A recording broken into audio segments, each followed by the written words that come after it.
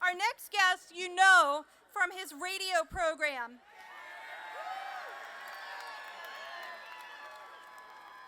He's a friend of Tea Party Patriots. He's a friend of the freedom movement, the liberty movement. He's written extensively about it. And what you may not know is he has a new role, and he's the editor-in-chief of Conservative Review. And you can get information from Conservative Review just by going to conservativereview.com. And just to make sure you remember that, because you're never going to because it's so hot out here, take your phone out and to the number 38470. Again, 38470. Text the word Levin. Just text Levin to 38470. That'll give you information on what he has going on. Our next guest is a friend of yours, a friend of Freedom's, and a friend of mine, Mark Levin.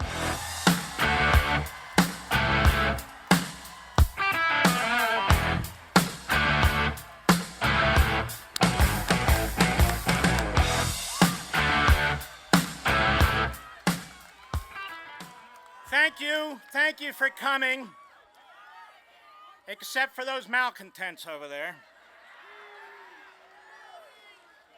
We're here to tell the world that we, the American people, reject the cowardice and surrender by our government to the genocidal terror regime in Iran.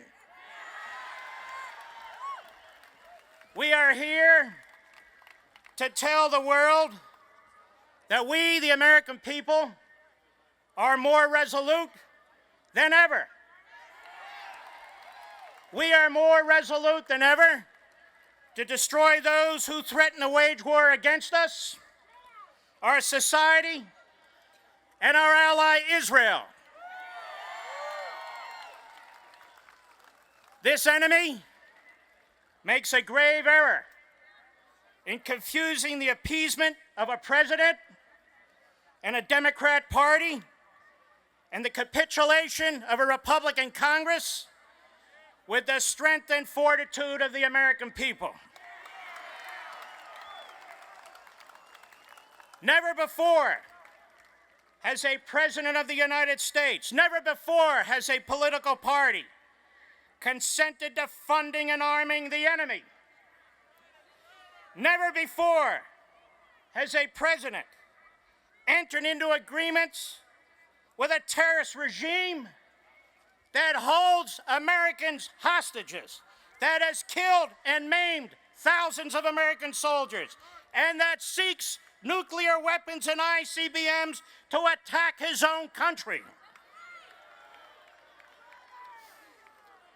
Barack Obama makes Neville Chamberlain look like George S. Patton.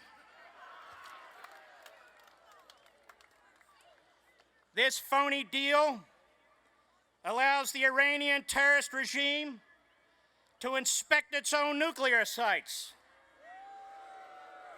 to continue uranium enrichment, to build advanced centrifuges, to perfect their ICBMs, to spend $150 billion on terrorism, and in the end, to secure nuclear warheads. And as one Democrat after another, one conga line of Democrat after another, supports this surrender, it's clear that the Democrats no longer represent the party of Harry Truman and John F. Kennedy. It's now the Democrat Party of Bill Ayers, Saul Alinsky, and Barack Obama. And the Democrat Party will have blood on its hands as a result of this deal for the rest of time. And let me be clear, this deal sows the seeds of war.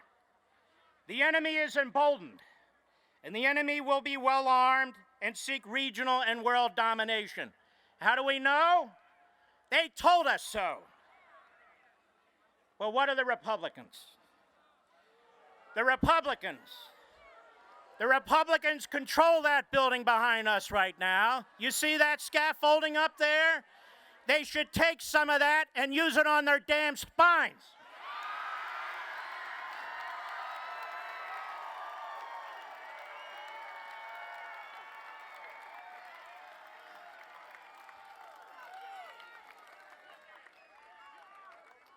The Republican Party, particularly the leadership, has abandoned the Constitution and the treaty power of the United States Senate. It is recklessly and deliberately avoiding any serious confrontation with a disastrous imperial president. They can stop this. They can invoke the treaty clause right now.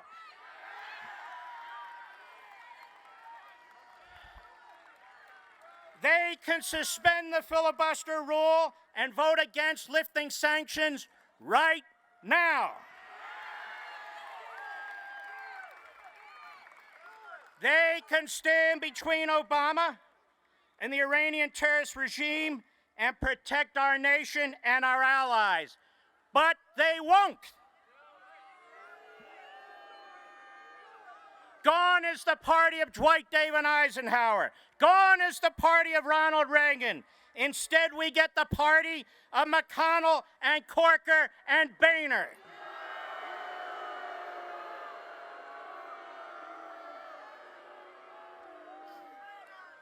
Tell the Republicans, this is not about getting along with Obama. It's about stopping Obama. It's about Americans' interests. It's about our children and the future generation. And a final word. Let me warn the 7th century throwbacks who like to chant death to America in their home country. We Americans have been threatened by better than you. We Americans have been threatened by forces far stronger than you. And we've obliterated every damn one of them.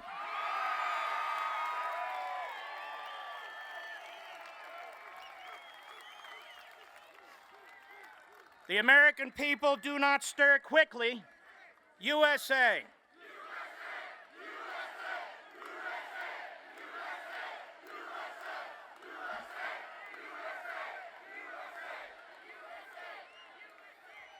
And so they can hear us in Tehran. The American people do not stir quickly. But when we do stir, you will regret it. Tell the Republicans in Congress it's time to step up, enforce the Constitution, and stop this fraudulent deal. And God bless you and God bless America.